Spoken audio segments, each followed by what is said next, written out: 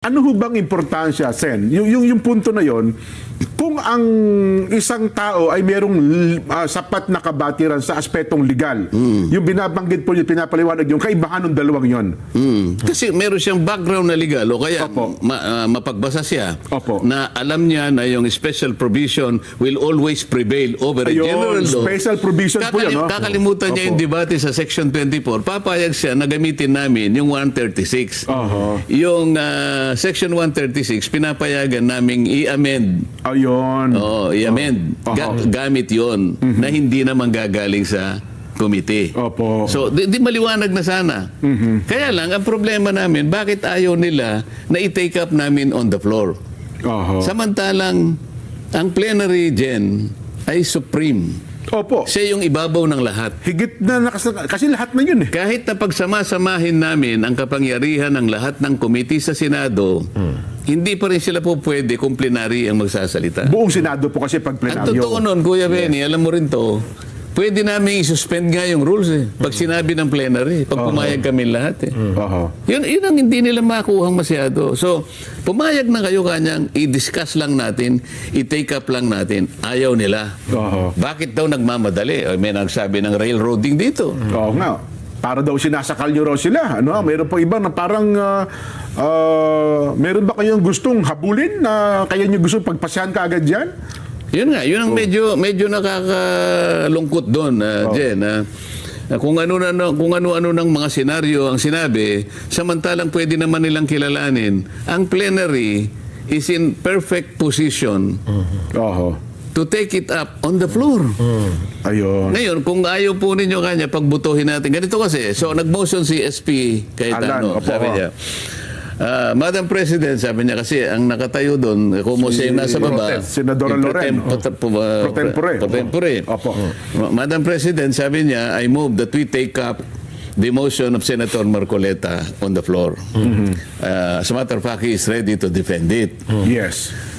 Ngayon, dapat merong mag-object. Hindi yung salita ng salita. Objection. Oho. Kapag merong sasabihin ngayon ng presiding officer, okay, there is a motion to take up the motion of Senator Marcoleta right now, this afternoon, and there is objection, Oho. we divide the House. So, magbubutuhan kami. Yun ang kasi yun ang mekanismo eh. Yes po. Demokrasya talaga, wala kang magagawa. Hindi naman kami pwedeng patagalan ng debate. At one point, kailangan naming i-resolve yung issue.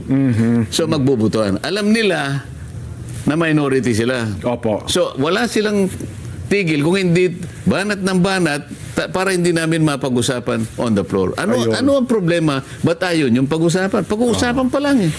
Pagdidebatihan pa lang. Pagdidebatihan pa lang, hindi pa naman namin ina-adapt. Aaprobahan. Hindi Yes. kagaya nung ginawa ni Tito Sen, na sinasabi ko, Journal 75. Noong 2018. Wala nang pagtatalo, in-adapt kagad eh. Oho. Mas madali nga yung ginawa niya. So sabi ko nga, binabanggit nila kasi na matagal na sila sa Kongreso, matagal na sila sa Senado. Opo. Ba't nakalimutan nila yung Journal number 25? Kamakailan lang naman ito, 2018. Di pa masyadong ano ito eh. Opo, okay. Dito, walang debate ito, Kuya Benny. Oho. In-adapt ka agad. Yung motion. O, mas maganda yung sa amin, pag didebatihan pa bago i-adapt. Liwanagin tanong natin sa yung punto na yun ha. Ang iminotion po na si SP Soto, pagdebatihan yung... Hindi si Soto, si... SP Alan pala. SP Alan, sorry. SP Alan, pagdebatihan, hindi po agad i-adapt Hindi, yung panukala. hindi. Ayun, oho. Kasi akala nila, para bagang kapag nanalo sila sa botohan, Alam nila yung motion. ganun Kaya mo lang, ba? bakit daw pag didebatihan sa plenary, gayong meron namang, ba't hindi sa committee? Ini-refer dapat hindi sa ba nila committee alam rules? ang committee mas makapangyarihan, ang plenary, plenary. mas makapangyarihan sa committee? Oho. Bakit hindi nyo kilalanin yun? Ito simpleng prinsipyo ng batas ito. Ang totoo niyan, parliamentary practice lang ito dyan eh. Opo. Parliamentary practice.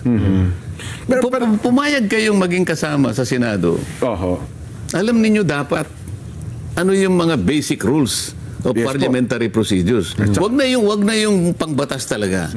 Parliamentary procedures na lang. Basahin mo 'yun. Napaka-basic nun. Aha. The plenary governs over all committees. So pag merong nag-mention, can we take it up on the floor? Merong nag-object. Division of the House. Para ngayon, pag nanalo kami, okay. Aha. Sino po ang unang mag-interpolate? Let's now Move on take na it yun. up. Aha. Move on na. Gugulong na yun.